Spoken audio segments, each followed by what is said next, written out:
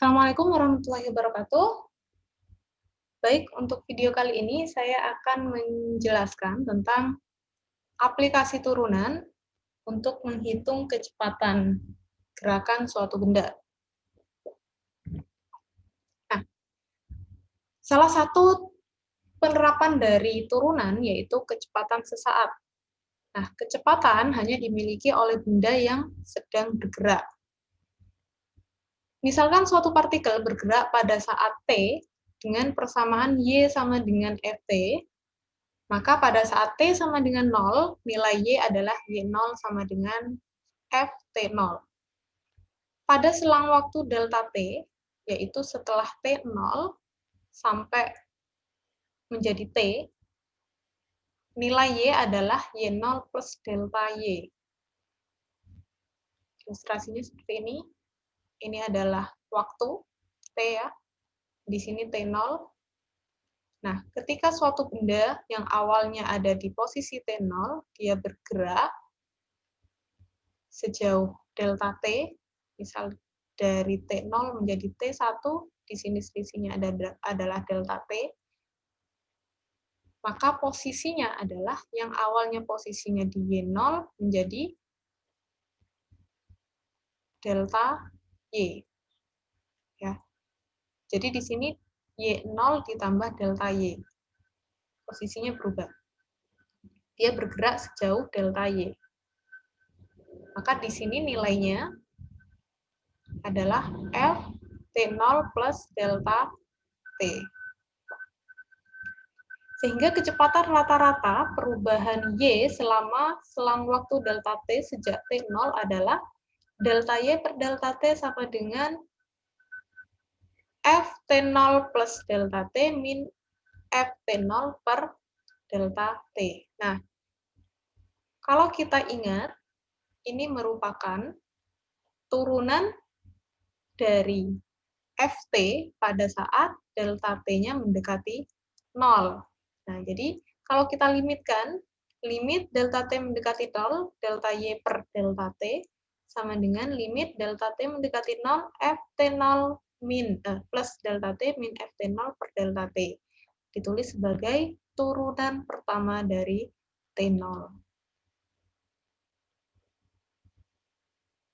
Jadi kecepatan sesaat, Vt, itu sama dengan turunan pertama dari fungsi f.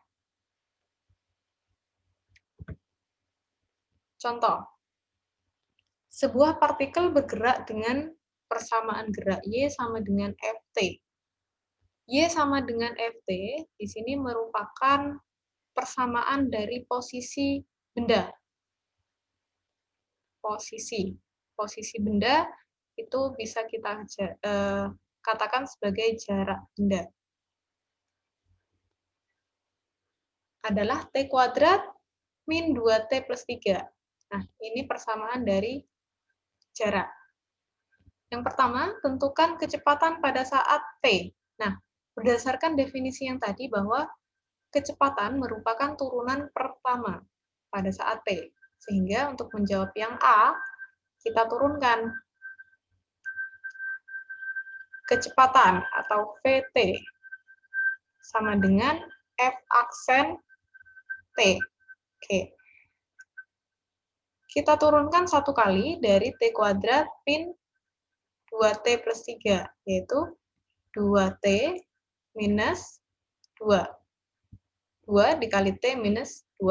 Jadi ini adalah kecepatan sesaat pada saat T.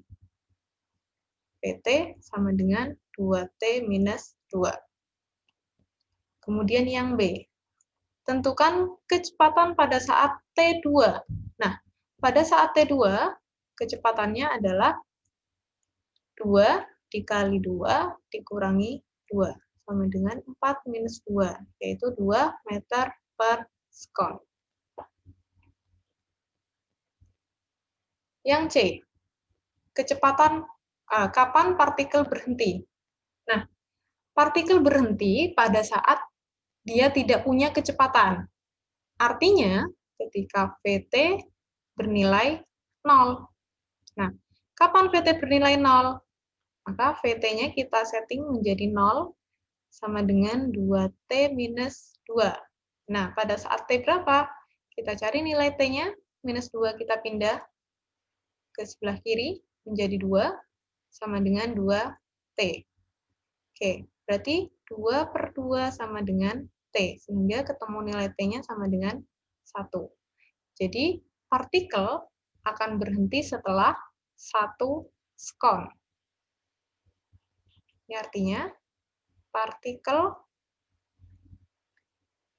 berhenti setelah 1 sekon. 1 detik ya.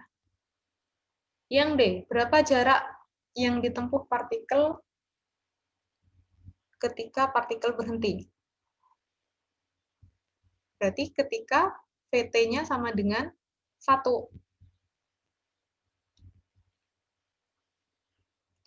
Jadi untuk menjawab yang D, jarak tempuh.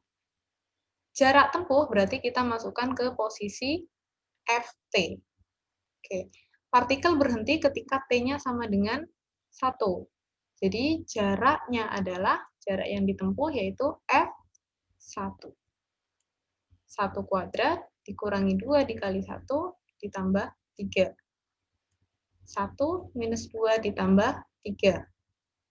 Yaitu 1 sama 3, 4. 4 dikurangi 2 sama dengan 2 meter. Artinya, jarak yang ditempuh partikel sampai dia berhenti adalah 2 meter. Jadi partikel akan berhenti setelah menempuh jarak 2 meter.